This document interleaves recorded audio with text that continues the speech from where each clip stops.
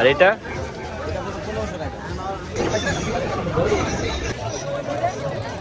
আসসালামু আলাইকুম এভরিওয়ান, কেমন আছেন সবাই? আশা করি সবাই অনেক ভালো আছেন। আলহামদুলিল্লাহ আমি অনেক ভালো আছি। আজকে আমরা যাচ্ছি বাণিজ্য মেলায়। সবাই রেডি, এই যে আমাদের গাড়ি চলে এসেছে। আমরা এখন রওনা হব বাণিজ্য মেলার উদ্দেশ্যে। আমাদের সাথেই থাকুন। বলো হ্যালো গাইস। বিসমিল্লাহ বলে আল্লাহর নাম নিয়ে আমরা সবাই রওনা হলাম বাণিজ্য মেলার উদ্দেশ্যে। ফ্যামিলির সবার সাথে একটা কোয়ালিটি টাইম স্পেন্ড করার জন্য অবশ্যই ফ্যামিলি সহ ঘুরতে বের হওয়া দরকার।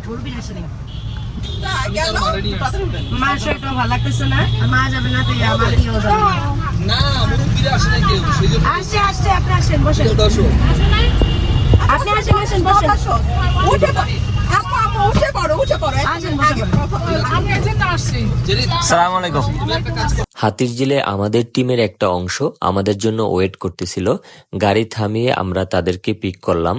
এরা হলো আমাদের গ্যাংস্টারের সদস্য, মানে সিনিয়র সদস্য।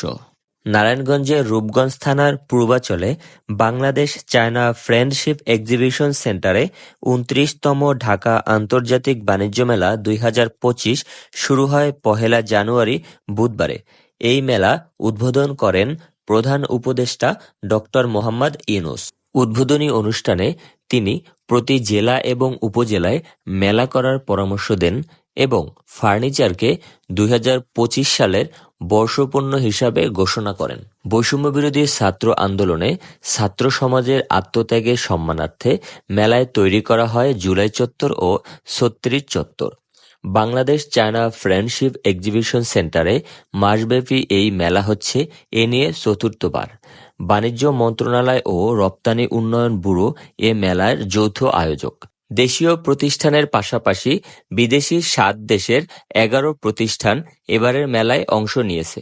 অংশগ্রহণকারী দেশগুলো হল ভারত, পাকিস্তান, তুরস্ক, সিঙ্গাপুর, ইন্দোনেশিয়া, হংকং ও মালয়েশিয়া।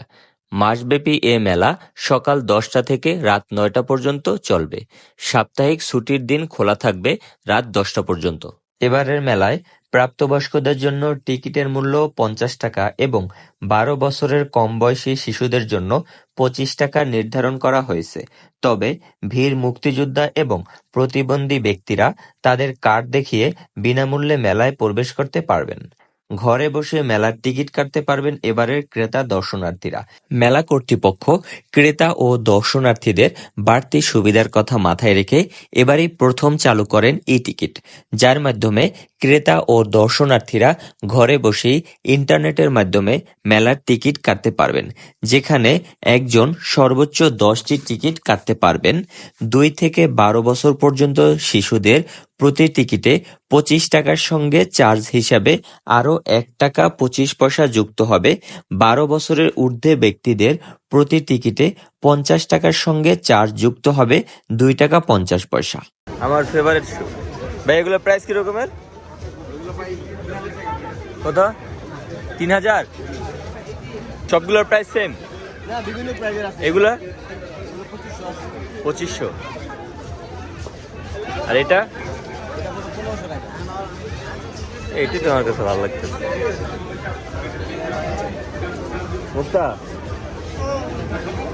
এবারের ২৯তম বাণিজ্য মেলায় দেশি বিদেশি মিলে স্টল ও প্যাভিলিয়নের সংখ্যা হবে ৩২৭টি এবং এই বাণিজ্য মেলার এক্সিবিশন হলের মোট আয়তন ১৫,৪১৮ বর্গমিটার।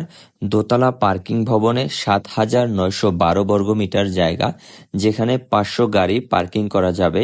এছাড়া প্রদর্শনী ভবনের সামনের যে খোলা জায়গা আছে সেখানে আরো ১,০০০ গাড়ি পার্কিং করা যাবে।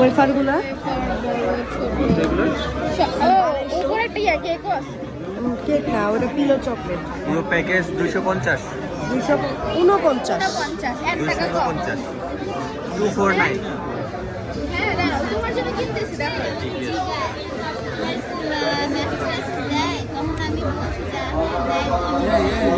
Same package, same price but জিনিসটা ভিন্ন। এটা কি কি আছে?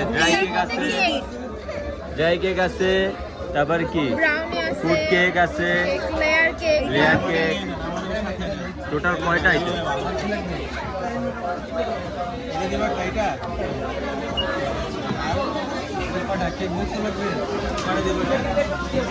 এটা একটাই দেন।